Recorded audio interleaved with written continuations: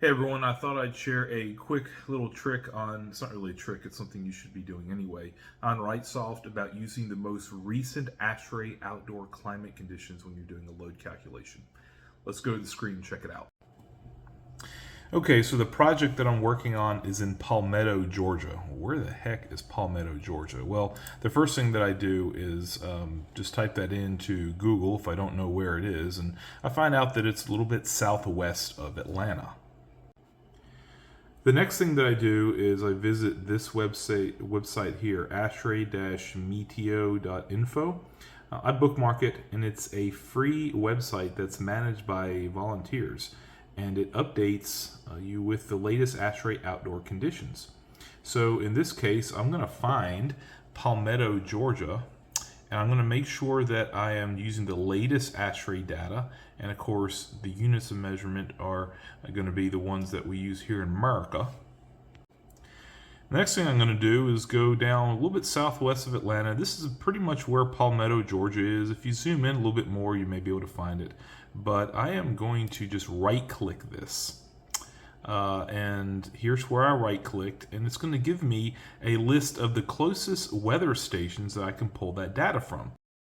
So not every town is going to have its own weather station, but this one will list them in order of closest distance to farthest distance. So as we can see, Peachtree City, Georgia is the closest one at 12 miles. We start going all the way down. We even have one here for LaGrange. How. So you may be tempted to use the closest one at Peachtree, but when you click on it, and then you scroll down, one thing that I always pay attention to is the elevation. This one is right at 798 feet, but Palmetto, Georgia is actually at a slightly higher elevation. So I may venture a little bit farther away to another town to find something that's a little bit close. Well, Noonan, Coweta County is actually a little bit lower, so that's not going to be a good one. Let's check Atlanta Hartsfield Airport. Its elevation is a little over 1,000, which is very close to what Palmetto, Georgia is. And here's the information I'm going to put into Wrightsoft. I'm going to overwrite what is currently there and just give it the latest information. So my 99% heating dry bulb, which is what we use for our heating load calculation for winter, is 26.4 degrees. And our cooling dry bulb is 91.6. Our cooling wet bulb is 73.6. This is going to make your load calculation a lot more accurate because, again, our climate is changing. It is getting warmer and wetter. And that's not a political statement. It's happening. That's what the data is showing. So we want to make sure that when we put in a system that we're future-proofing our house and that we're not putting in old weather data and then the system may not perform right.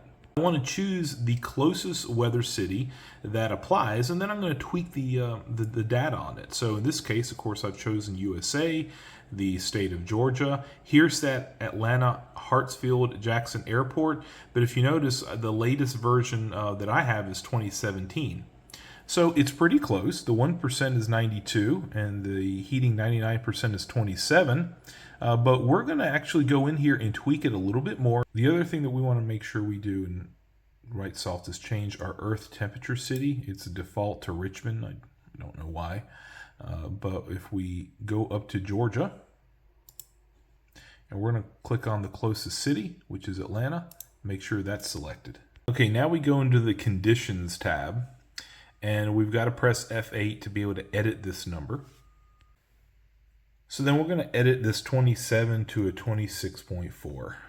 Well, our dry bulb did not need to change. That was 91.6. We were able to leave that one alone. But our wet bulb, we had to adjust to 73.6. So like any other software, if you put in garbage, you're going to get out garbage. So things like outdoor design conditions, they matter, especially when you're bringing in a lot of outside air. So I just suggest to you, whenever you're using Wrightsoft, try to get the training. I'm going to be signing up for Alex Meany's class pretty soon.